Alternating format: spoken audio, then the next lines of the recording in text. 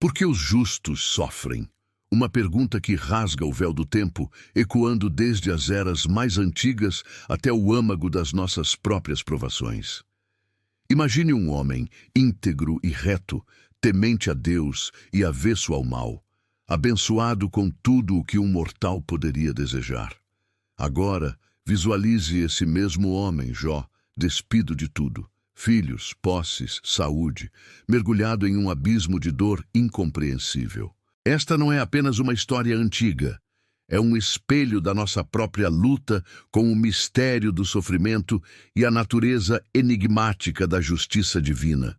Prepare-se, pois vamos adentrar o turbilhão da vida de Jó, um homem que ousou questionar o eterno face a face.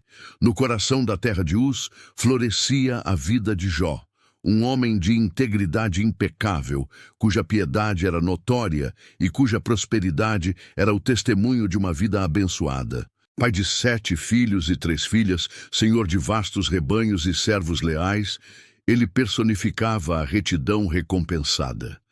Mas nas alturas celestiais, uma conversa insondável se desenrolava.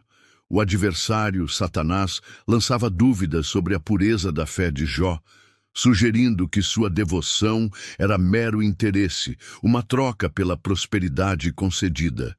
E Deus, em sua soberania inescrutável, permite a provação. Em um instante, a tempestade da desgraça desabou sobre Jó. Mensageiros da calamidade chegavam em sucessão implacável. Seus bois e jumentas roubados, servos massacrados, suas ovelhas e pastores consumidos por fogo dos céus, seus camelos levados, mais servos mortos, e o golpe mais excruciante, seus 10 filhos, mortos sob o desabamento da casa onde festejavam. Jó rasgou suas vestes, rapou a cabeça e prostrou-se em adoração, declarando: Nu saí do ventre de minha mãe, e nu tornarei para lá. O Senhor o deu, e o Senhor o tomou. Bendito seja o nome do Senhor. Em tudo isso, Jó não pecou, nem atribuiu a Deus falta alguma, mas a provação se aprofundou. Satanás, não satisfeito, argumentou que Jó ainda manteria sua integridade, pois sua própria pele fora poupada. E assim, com nova permissão, Jó foi afligido com feridas malignas, da planta do pé ao alto da cabeça. Sua própria esposa, esmagada pela dor e desespero, instou-o: amaldiçoa a Deus e morre.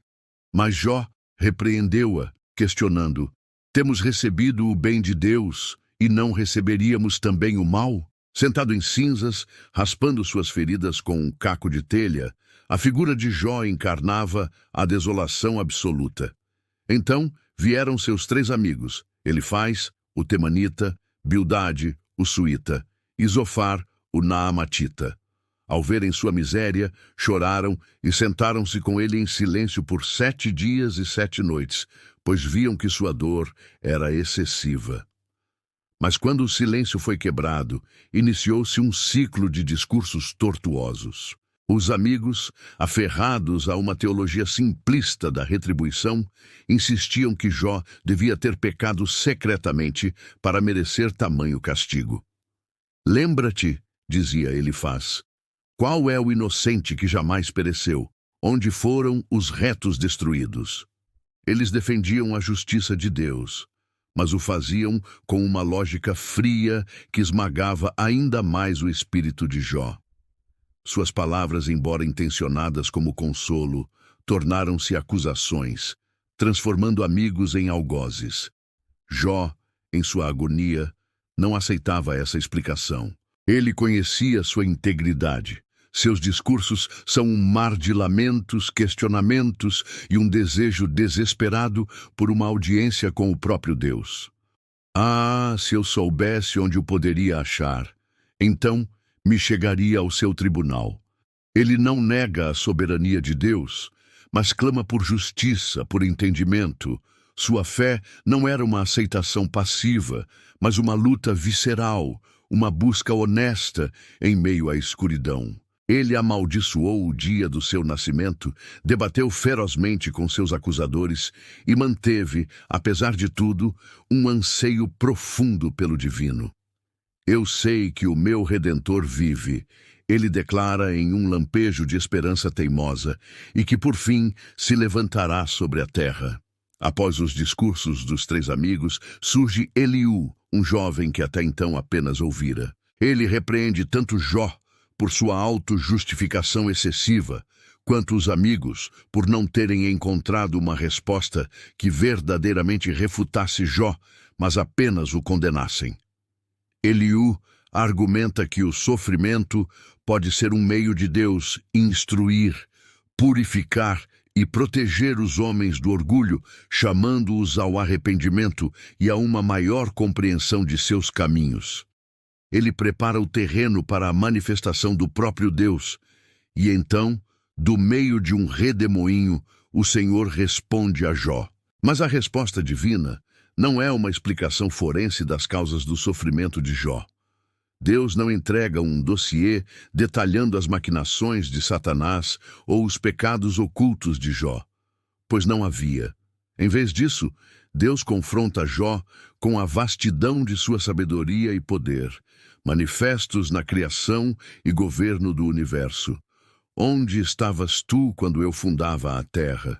Fazemos saber se tens inteligência. Com perguntas irônicas e majestosas sobre as maravilhas da natureza, desde as estrelas até os animais selvagens, Deus expõe a limitação da compreensão humana diante da complexidade de seus desígnios. Ele não justifica o sofrimento de Jó, mas revela sua própria grandeza, sua transcendência e o mistério que envolve seus caminhos. Deus não está no banco dos réus. Jó, sim, e toda a humanidade com ele é chamado a reconhecer quem Deus é. Diante da magnificência e sabedoria do Criador, Jó é silenciado e transformado. Sua perspectiva muda radicalmente. Eu te conhecia só de ouvir falar, mas agora os meus olhos te veem.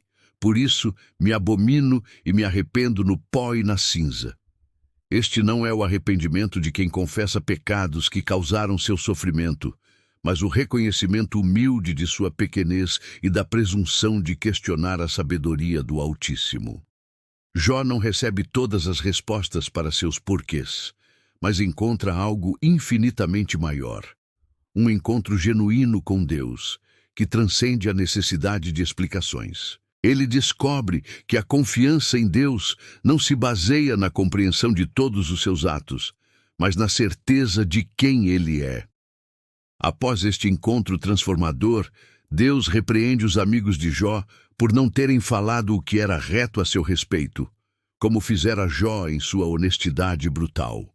E então o Senhor restaurou a sorte de Jó, dando-lhe o dobro de tudo o que antes possuía. Novamente teve filhos e filhas, viveu uma longa vida e viu sua descendência.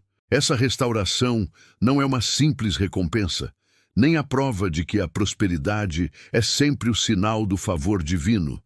É, antes, uma demonstração da soberania e da graça de Deus, que pode trazer beleza das cinzas e propósito da dor. A história de Jó não é um manual que decifra cada instância do sofrimento.